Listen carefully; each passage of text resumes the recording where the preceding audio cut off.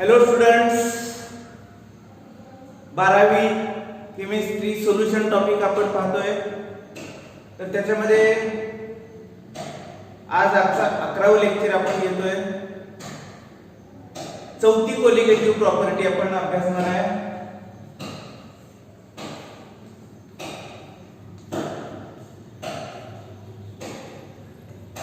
Osmotic pressure. याच्या अगोदर आपण 3 कोलिगेटिव्ह प्रॉपर्टीज अभ्यासल्या. Lowering in vapour pressure, elevation in boiling point आणि तिसरी काल पाहिलेली depression in freezing point. Last colligative property osmotic pressure. तर तुम्हाला सर्वांना एक विनंती आहे, केमिस्ट्री मेड इझी हे माझं चॅनल आहे YouTube वरती. तर या चॅनलला अजूनपर्यंत ज्यांनी शेअर केलेलं नाही, लाईक केलेलं नाही, सबस्क्राईब केलेलं नाही त्यांनी सबस्क्राईब करा, जेणेकरून या पुढच्या सर्व प्रकरणांचा तुम्हाला YouTube वरती सर्व लेक्चर्स पाहायला मिळतील. तुम्हाला सर्वांना विनंती आहे, सबस्क्राईब करायला विसरू नका, लाईक करायला विसरू नका, शेअर करायला विसरू नका आणि सर्व लेक्चर्स व्यवस्थितपणे ऐका. तुम्हाला सर्व क्लिअर होऊन जाईल. किंवा तुम्हाला जर काही त्यात अडचण आली तर मला मेसेज करा किंवा फोन करू शकता. तर आपण आज शेवटची प्रॉपर्टी बघतोय, ऑस्मोटिक प्रेशर. त्याच्या अगोदर ऑस्मोसिस म्हणजे काय बघूया. ऑस्मोसिसला मराठीमध्ये परासरण म्हणायचं. आता परासरणचा अर्थ काय? एखादं सोल्युशन आहे. सोल्युशन कशापासून बनतं?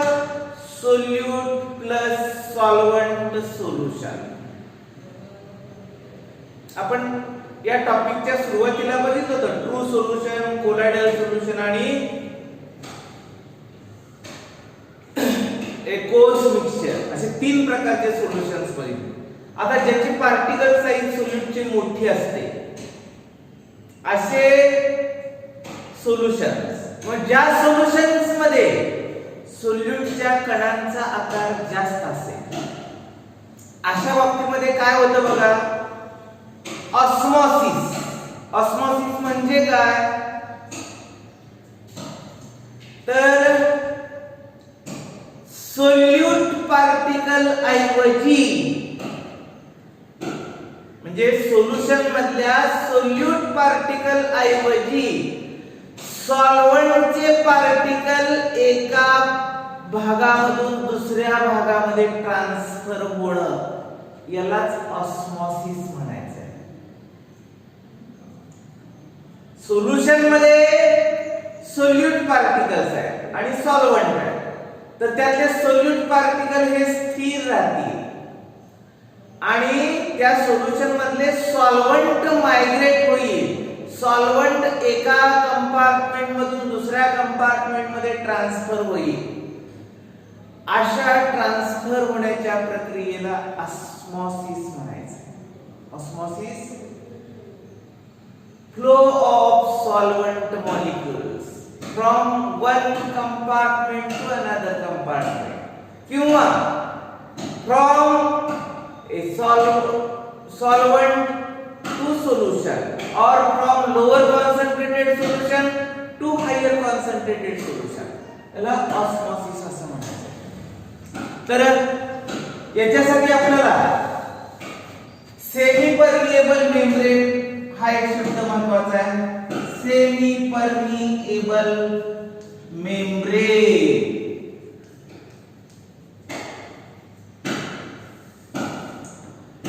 सेमी म्हणजे अर्ध, परमिएबल म्हणजे छिद्र असणार किंवा पास होणार, परमिएबल. मेम्ब्रेन म्हणजे पटल. सेमी परमिएबल मेम्ब्रेनचा तसा मराठी शब्दशः अर्थ अर्धबाह्य पटल. आता सेमी परमिएबल मेम्ब्रेन कुठली कुठली आहेत आपल्याला माहिती आहे. ते आपण थिसल फनेल पाहिलंय बायोलॉजी लॅब मध्ये. थिसल फनेल मध्ये जे थिसल फनेलच्या मधून जे फिल्ट्रेशन होतं ते फिल्ट्रेशनला वापरलं जाणारं मेम्ब्रेन आहे ते सेमी परमिएबल मेम्ब्रेन आहे. त्याच्यानंतर ॲनिमल ब्लॅडर किंवा त्याला गिनी पिग्स ब्लॅडर म्हटलं तरी चालतंय. गिनी पिग्स म्हणजे रानडुकराचं ब्लॅडर, युरिनरी ब्लॅडर, तसं ॲनिमल ब्लॅडर. तर हे पण चांगलं सेमी परमिएबल मेम्ब्रेन होऊ शकतं. पर्चमेंट पेपर हे पण चांगलं मेम्ब्रेन होऊ शकतं. त्याच्यानंतर आणखी सांगायचं म्हटलं तर कॉपर फेरोसायनाइड. कॉपर फेरोसायनाइड मेम्ब्रेन सुद्धा चांगलं सेमी परमिएबल. कॉपर फेरोसायनाइडचं जे द्रावण तयार केल्यानंतर त्याचं जे हे होईल ते चांगलं ऍक्ट होतं. किंवा सेलोफेन म्हणून एक आहे, सेलोफेन हे पण चांगलं सेमी परमिएबल मेम्ब्रेन म्हणून ऍक्ट होतं. आता हे सेमी परमिएबल मेम्ब्रेन म्हणजे काय, याची डेफिनेशन कशी सांगायची? Semi permeable membrane, a membrane which allows to flow solvent, which allows to flow solvent from or through it. Semi permeable membrane, it is the membrane in which solvent passes through which but not the solute particles. एखाद्या solution मधले solute particles त्याच्यामधून pass होऊ शकणार नाही, परंतु solvent particles मात्र easily pass होऊ शकतात. म्हणजे सेमी परमिएबल मेम्ब्रेन जे आपण विचारात घेणार आहे त्या मेम्ब्रेन मध्ये जे छिद्र असतात त्याला पोर्स म्हणायचं. त्या पोर्सचा आकार, पोर्स म्हणजे छिद्र, त्या छिद्रांचा आकार एवढा असेल की ज्याच्यामधून फक्त सॉल्व्हंट ट्रान्सफर होऊ शकतं. म्हणजे त्याच्या छिद्रांचा आकार किती आहे, त्याच्यामधून फक्त आणि फक्त सॉल्व्हंट जाऊ शकतो. सोल्यूट पार्टिकल्स ना त्याच्यामधून पास होता येत नाही, कारण सोल्यूट पार्टिकलच्या कणांचा आकार त्या सेमी परमिएबल मेम्ब्रेन जे वापरले त्याच्या छिद्राच्या आकारापेक्षा ते सोल्यूट पार्टिकलचे कण आकाराने मोठे असतात, म्हणून ते त्याच्यामधून जाऊ शकत नाही. म्हणून semi permeable membrane, a membrane in which solvent particles passes through it and not the solute particles from the solution, known as semi permeable membrane. तर याची उदाहरणं काय घ्यायची? एनिमल ब्लॅडर, त्याच्यानंतर सेलोफेन, त्याच्यानंतर सांगायचं म्हटलं तर कॉपर फेरोसायनाइड मेम्ब्रेन. आणखी सांगायचं म्हटलं तर parchment paper. These are the suitable semi permeable membranes which are used during studying the properties of osmotic pressure. He membranes generally वापरली जाऊ शकतात. त्याच्यानंतर आपण काय बघणार बघा,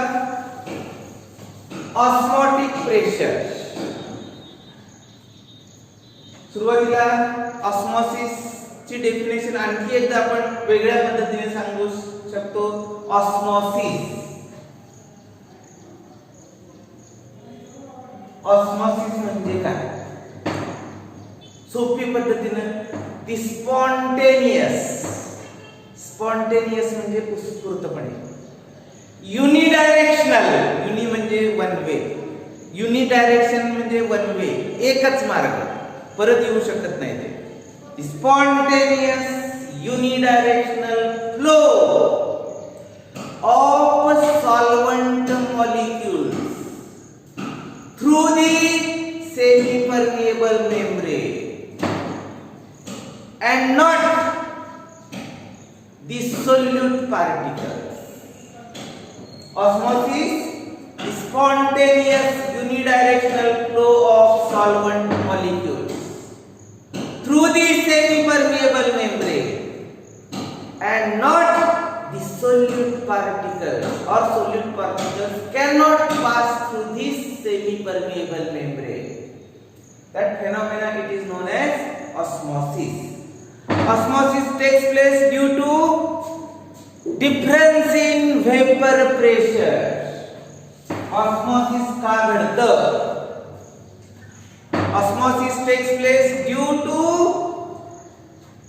difference in vapor pressure of solvent and solution. Due to difference in vapor pressure, there is phenomena of osmosis takes place. Suppose if you take two solution, two vessels, पहिलं vessel जे घेतले त्याच्यामध्ये आपण काय घेतला? Pure solvent. आणि दुसरं जे घेतले त्याच्यामध्ये काय केलंय?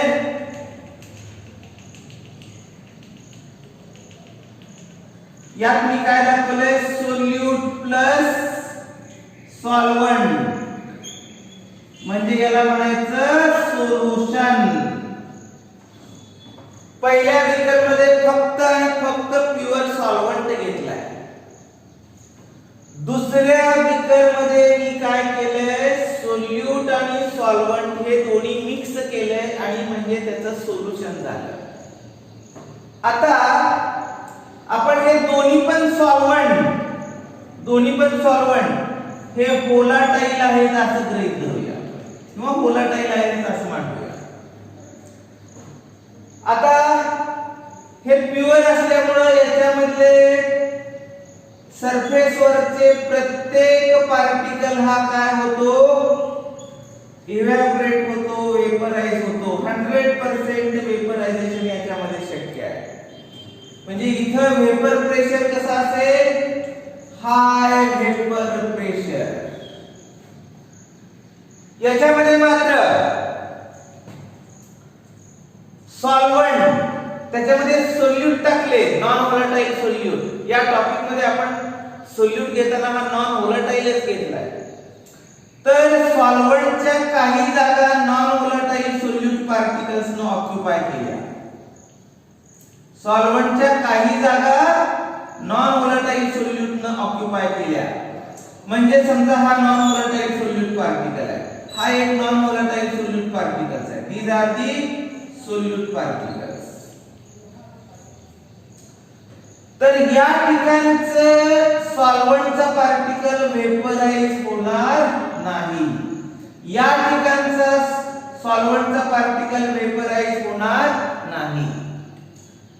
म्हणून आता ह्याच्यामध्ये 100% हाय वेपर प्रेशर असेल आणि याच्यामध्ये मात्र सोल्युशन आहे. सोल्युशन मध्ये सॉल्व्हंट आणि सोल्यूट आहे. सोल्यूटनं काय केलं? सॉल्व्हंटच्या जागा व्यापल्या आणि म्हणून ज्या सॉल्व्हंटच्या जागेला सोल्यूटचा पार्टिकल ऑक्युपाय झाला किंवा तिथं त्यानं ती जागा व्यापली, त्या ठिकाणचा सॉल्व्हंटचा पार्टिकल वेपराइज होणार नाही. म्हणजेच याचं वेपर प्रेशर कसं असेल? Low vapour pressure. अतिशय महत्त्वाचा भाग आहे.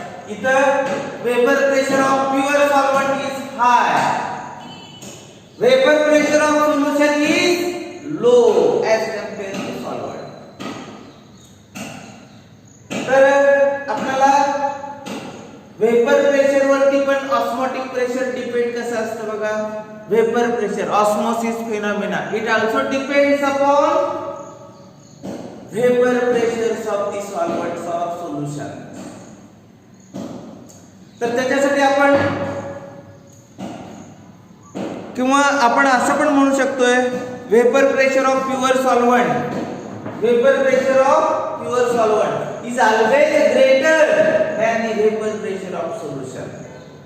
त्याच्यानंतर सिमिलरली सोल्युशन ऑफ समजा हेच आपण काय केलं प्युअर सॉल्व्हेंटच्या ऐवजी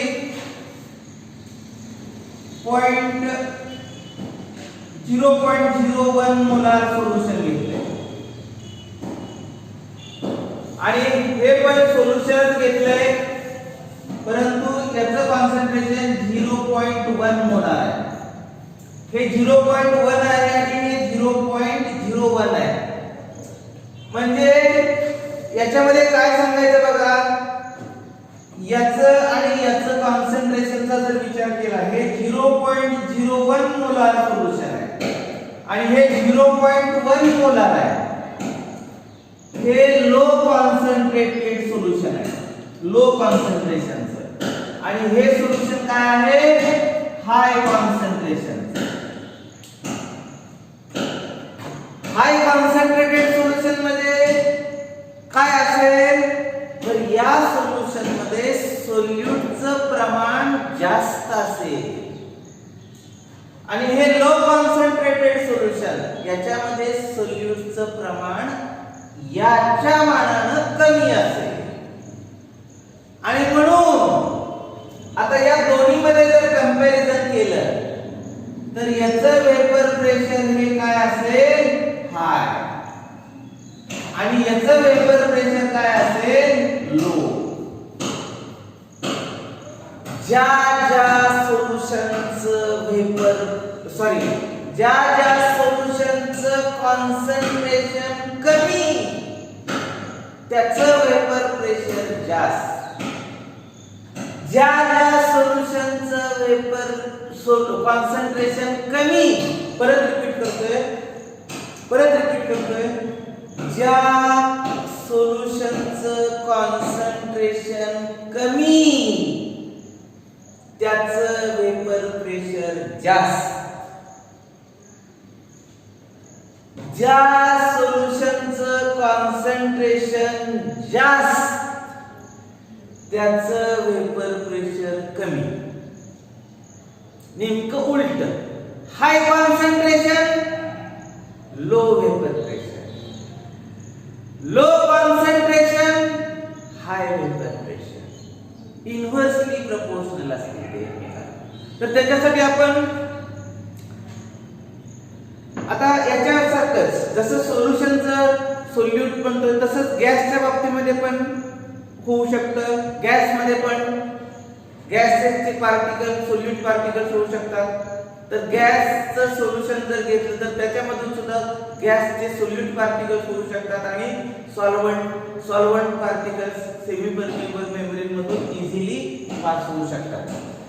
तर osmosis phenomena it depends upon vapor pressure of the solution. आता ऑस्मोसिस हे कुठून कुठं घडतं आपण त्याच्यासाठी दोन एक्सपेरिमेंट बघूया. तर मी हा एक्सपेरिमेंट एक व्हेसल मोठं घेतलंय. या व्हेसल मध्ये काय केलंय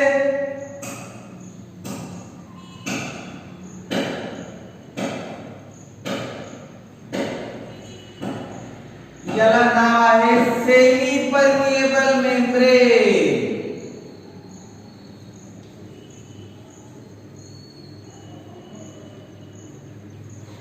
एका व्हेसल मध्ये आपण काय घेतलंय व्हेसलच्या सेंटरला सेमी परमिएबल मेम्ब्रेन प्लेस केले.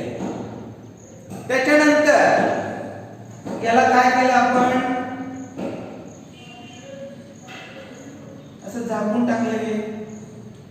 आता त्याच्या अगोदर याच्यामध्ये काय केले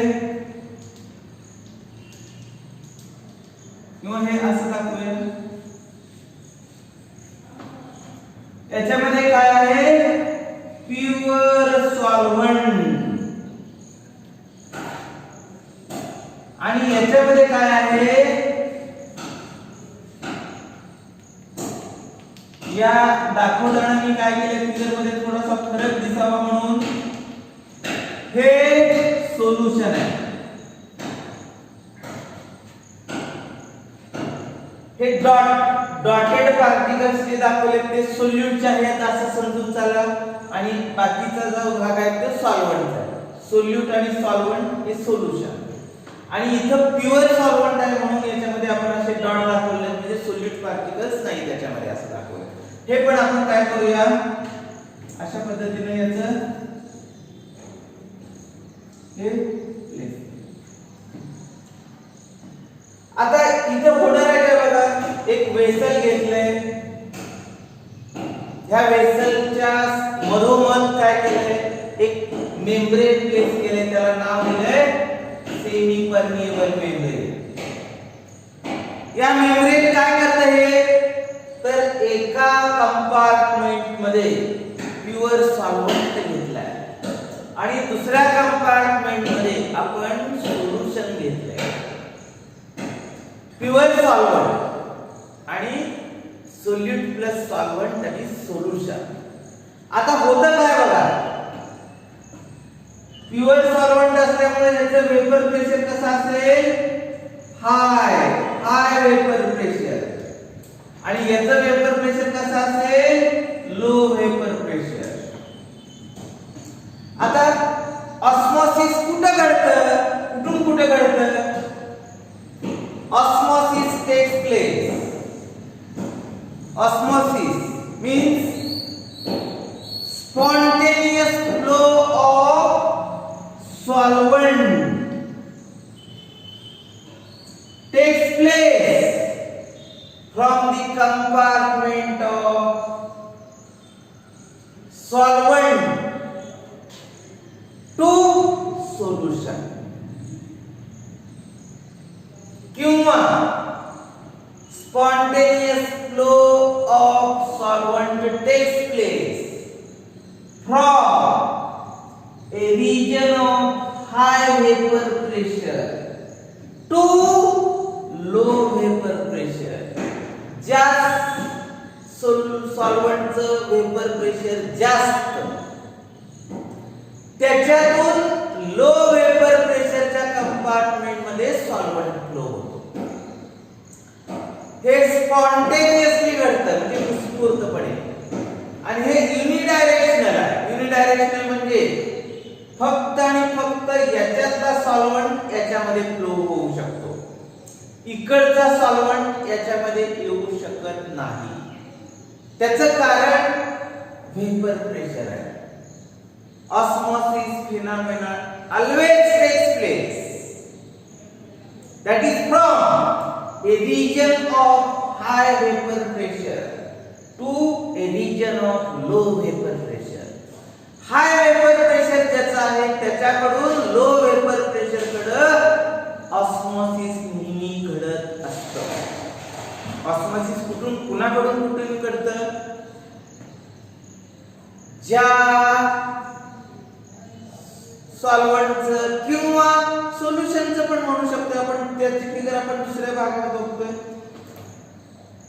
ज्याचं वेपर प्रेशर जास्त ज्या द्रावणाचं वेपर प्रेशर जास्त त्या द्रावणामधले सॉल्व्हंटचे पार्टिकल कमी वेपर प्रेशर असणाऱ्या कंपार्टमेंट मध्ये सेमी परमिएबल मेम्ब्रेनच्या मधून इझिली पास होतात इझिली निघून जातात आणि हे स्पॉन्टेनियस युनिडायरेक्शनल म्हणून म्हटले त्याला ऑस्मोसिस ची डेफिनेशन आपण काय पाहिली बघा spontaneous unidirectional flow of solvent molecules from a region of high vapor pressure to a region of low vapor pressure that phenomenon it is known as osmosis त्याच्यानंतर आपण काय बघणार आहे बघा दुसरं एक एक्झाम्पल बघतोय आता इथं प्युअर सॉल्व्हंट घेतलंय, तर त्याच्याऐवजी इथं आपण काय घेणार आहे, सोल्युशनच घेणार आहे. परंतु सोल्युशनचं कॉन्सन्ट्रेशन 0.001 मोलार असं घेतलं आणि इथं पण सोल्युशनच आहे, परंतु या सोल्युशनचं कॉन्सन्ट्रेशन आपण 0.1 मोलार घेतलंय. आता या कॉन्सन्ट्रेशन 0.001 मोलार आणि हे 0.1 मोलार, तर या सोल्युशनला आपण काय म्हणायचं, लो कॉन्सन्ट्रेटेड सोल्युशन. आणि या सोल्युशनला काय म्हणायचं, हाय कॉन्सन्ट्रेटेड सोल्युशन. याचं आणि याचं, या दोन्ही सोल्युशनचं जर कंपॅरिझन केलं तर हे याचं कॉन्सन्ट्रेशन कमी आहे आणि याचं कॉन्सन्ट्रेशन जास्त आहे. मग वेपर प्रेशर कुणाचं जास्त आणि कुणाचं कमी असेल, तर याचं वेपर प्रेशर हाय आणि याचं वेपर प्रेशर हाय, याचं vapour pressure low.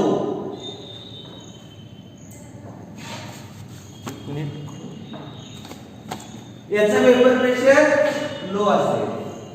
Vapour pressure of high concentrated solution, it is low. Vapour pressure of the high concentrated solution is low and vapor pressure of low concentrated solution is high. कारण low concentrated solution मध्ये सॉल्व्हंटच्या फार कमी जागा सोल्यूटने occupy केलेल्या आहेत आणि हाय concentrated solution मध्ये मात्र सॉल्व्हंटच्या बऱ्याच जागा सोल्यूटने ऑक्युपाय केलेल्या आहेत आणि म्हणून इथं सॉल्व्हंट पूर्ण क्षमतेने वेपराइज होत नाही आणि म्हणून याचं वेपर प्रेशर लो आहे. आणि याचं वेपर प्रेशर जास्त का, तर सॉल्व्हंटचे फार कमी पार्टिकल्स सोल्यूटच्या पार्टिकल्सने ऑक्युपाय केले असल्यामुळे इथं वेपर प्रेशर जास्त लागतं. आता ऑस्मोसिस कुठून कुठे घडेल, ऑस्मोसिस टेक्स प्लेस या बाजूने इकडे फ्लो होईल. Osmosis takes place from the region of high vapor pressure to low vapor pressure region, or from a solution of low concentration to the solution of high concentration. Solvent चा flow, solution मधलं जे solvent आहे त्या सॉल्व्हंटचा flow, ही दोन्ही पण आपण solutions घेतलेली आहे. या दोन्ही सोल्युशन्स मध्ये सोल्यूट आणि सॉल्व्हंट आहे, परंतु हे कमी कॉन्सन्ट्रेशनचं द्रावण आहे आणि हे जास्त कॉन्सन्ट्रेशनचं द्रावण आहे. याचं वेपर प्रेशर जास्त आहे, याचं वेपर प्रेशर कमी आहे. आता मग ऑस्मोसिसची फेनॉमेना कुणीकडून कुठे घडेल, हाय वेपर प्रेशरचं रिजन कोणता आहे, हा आहे. तर या भागामधून लो वेपर प्रेशर असणाऱ्या भागामध्ये सॉल्व्हंट स्पॉन्टेनियसली ट्रान्सफर होईल, फ्लो होईल. यालाच ऑस्मोसिस. तर ऑस्मोसिसची डेफिनेशन काय बघा, osmosis spontaneous flow, spontaneous unidirectional flow of solvent molecules from A solvent into solution through a semi permeable membrane. or osmosis, it is spontaneous unidirectional flow of solvent from a low concentrated solution to high concentrated solution.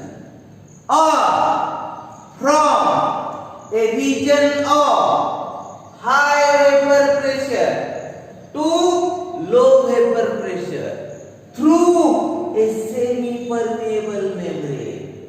That is, this phenomena is known as osmosis. तर आज आपण फक्त ऑस्मॉसिसचा भाग बघितलाय. Osmotic pressure ही property आपण detail मध्ये उद्या बघू. ठीक आहे, ओके.